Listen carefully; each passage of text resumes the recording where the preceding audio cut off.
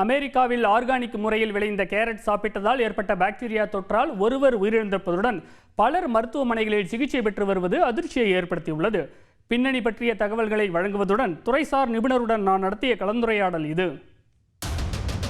ரசாயன பூச்சிக்கொல்லி மருந்துகளை பயன்படுத்தாமல் ஆர்கானிக் முறையில் விளைவிக்கப்பட்ட காய்கறிகளே ஆரோக்கியமானது என்கிற எண்ணம் பொதுமக்களிடையே அதிகரித்து வருகிறது. காய்கறிகள், பழங்கள் மற்றும் தானியங்கள் என ஆர்கானிக் பொருட்களுக்கு உலகம் முழுவதும் தனி மவுசு நிலவுவதால் இதன் சந்தையும் நாளுக்கு நாள் தொடர்ந்து உச்சம் தொட்டு வருகிறது. ஆனால் அமெரிக்காவில் ஆர்கானிக் முறையில் விளைவிக்கப்பட்ட கேரட்டை சாப்பிட்ட ஒருவர் உயிரிழந்ததுடன் பலர் மருத்துவமனைகளில் தீவிர சிகிச்சை பெற்று வருவது அதிர்வலைகளை ஏற்படுத்தியுள்ளது. அமெரிக்காவில் சமீப காலமாக காய்கறிகளால் ஏற்படும் ஈகோலை பாக்டீரியா தொற்றால் அவற்றை சாப்பிட்ட பொதுமக்கள் உடல்நலம் பாதிக்கப்படும் சம்பவங்கள் தொடர்கதையாகி வருகின்றன. கடந்த மாதம் பிரபலமான மெக்டொனால்டு உணவகத்தில் நறுக்கிய ஸ்பிரிங் ஆனியன் சேர்க்கப்பட்ட பர்கர் சாப்பிட்ட 14 மாகாணங்களைச் சேர்ந்த நூற்றுக்கணக்கானோர் ஈகோலை பாக்டீரியாவால் பாதிக்கப்பட்ட நிகழ்வு அமெரிக்க மக்களை தூங்கவிடாமல் செய்தது. 34 பேர் மருத்துவமனைகளில் அனுமதிக்கப்பட்ட நிலையில் ஒருவர் உயிரிழந்ததுடன் 4 பேர் கிட்னி பாதித்து கவலைக்கிடமான நிலைக்கு தள்ளப்பட்டனர். இதேபோல் கடந்த ஏப்ரல் மாதம் ஆர்கானிக் முறையில் விளைந்த வால்நட் சாப்பிட்ட போது ஈகோலை பாக்டீரியா தாக்கியதில் அவற்றை உட்கொண்ட 19 மாகாணங்களைச் சேர்ந்த ஏராளமானோர் பாதிக்கப்பட்டனர். அமெரிக்கா மட்டுமின்றி இங்கிலாந்தில் கடந்த ஜூன் மாதம் லெட்டஸ் இலைகள் சேர்க்கப்பட்ட உணவை சாப்பிட்ட சுமார் 275 பேர் உடல் உபாதைகளை எதிர்கொண்டு மருத்துவமனையில் சிகிச்சை பெற்று வீடு திரும்பினர். இதன் தொடர்ச்சியாகத்தான் கலிபோர்னியாவின் பிரபலமான கிரிம்வே ஃபார்ம்ஸ் நிறுவனத்தின் ஆர்கானிக் கேரட்டுகளை சாப்பிட்ட ஒருவர் உயிரிழந்திருக்கிறார். நியூயார்க், வாஷிங்டன் உள்ளிட்ட 18 மாகாணங்களைச் சேர்ந்த 39 பேர் பாதிக்கப்பட்டுள்ள சூழலில் 15 பேர் மருத்துவமனையில் சிகிச்சை பெற்று வருகின்றனர். இதைத் தொடர்ந்து சம்பந்தப்பட்ட நிறுவனத்தின் ஸ்டோர்களில் வாங்கி வீட்டில் வைத்திருக்கும் கேரட்டுகளை பயன்படுத்த வேண்டாம் என அமெரிக்க நோய் கட்டுப்பாட்டு அமைப்பான CDC அறிவுறுத்தியுள்ளது. சென்னை வேல்ஸ் மருத்துவக் கல்லூரி மருத்துவமனையின் சமூக மருத்துவத்துறை உதவி பேராசிரியர் ஜெயநந்தினியிடம் பேசினோம். ஆர்கானிக் காய்கறிகள் பொதுவாக உடம்புக்கு நல்லதுன்னு நம்பப்படுது. இந்த சம்பவத்துல என்ன நடந்திருக்கலாம்? உரத்தை ஒரு கம்போஸ் பண்ற விதத்துல அது ஏதாவது தப்பு நடந்திருக்கலாம். இல்லைன்னா தண்ணியிலேயே ஈகோலை கண்டாமினேட் ஆகி அது காய்கறிகளுக்கு போயிருக்கலாம். தண்ணி வழியாவும் பிரச்சனைகள் இருந்திருக்கலாம். இல்லைன்னா ஹேண்டில் பண்ணுவாங்க, ஒவ்வொரு ஸ்டேஜ்லயும் அது லாரியில ஏத்துவாங்க, அதை எடுத்துட்டு போய் ஒரு இடத்துல ப்ராசஸ் பண்ணுவாங்க, அதை பேக் பண்ற இடம், இந்த மாதிரி எந்த இடத்துல வேணாலும் அது ஈகோலை கண்டாமினேட் ஆயிருக்கலாம். ஆர்கானிக் காய்கறி மூலமா மட்டும்தான் அந்த ஈகோலை ஸ்ப்ரெட் ஆகும் அப்படின்னா கிடையாது. காய்கறிகளை கையாளும் போது என்னென்ன விஷயங்களை கடைபிடிக்கணும்? வாஷ் பண்ணும்போது நல்லா ஊற வச்சுட்டு இருக்கிற எல்லா இன்கிரிடியன்ட்ல இருக்கிற இடத்துல அழுக்கு எல்லாமே கழுவிட்டு அதுக்கப்புறமா யூஸ் பண்ணி நீங்க சாப்பிடுங்க அப்படின்னு தான் சொல்றாங்க.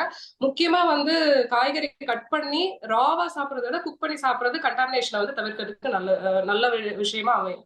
எந்த மாதிரியான காய்கறிகளை கையாளும் போது ரொம்பவே கவனமா இருக்கும்? மண்ணுக்கு கீழே விளையிற வெஜிடபிளை ஹேண்டில் பண்ணும்போது கொஞ்சம் குறிப்பா கவனமா இருக்கணும். இதுல குறிப்பா ஆனியன்ஸ் சொல்லலாம். இப்ப ஆனியன் நம்ம கையாளும் போது கட் பண்ணி உடனே வெளியே வச்சு நம்ம ரொம்ப நேரம் கழிச்சு அதை யூஸ் பண்ணக்கூடாது.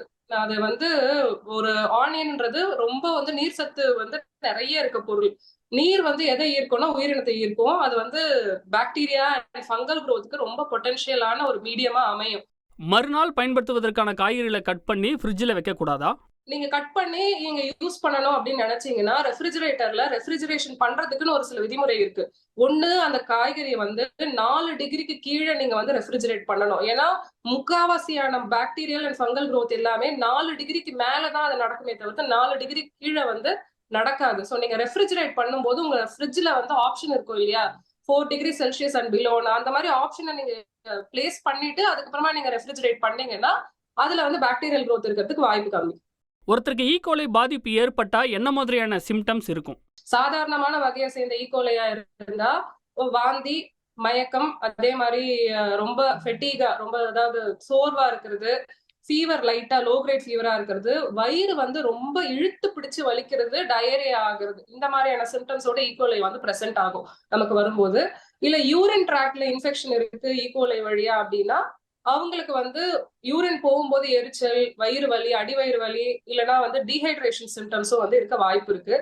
இது இன்னொரு வகையான ஈகோலை ஹீமோலைட்டிக் யூரிமிக் சிண்ட்ரோம், அந்த மாதிரியான வகையை சேர்ந்த பாதிப்பு பண்ணதுன்னா அது உடனே ஹாஸ்பிட்டலுக்கு போயிட்டு அட்மிட் ஆகிற ஸ்டேஜ்க்கு அவங்க தள்ளப்படுவாங்க.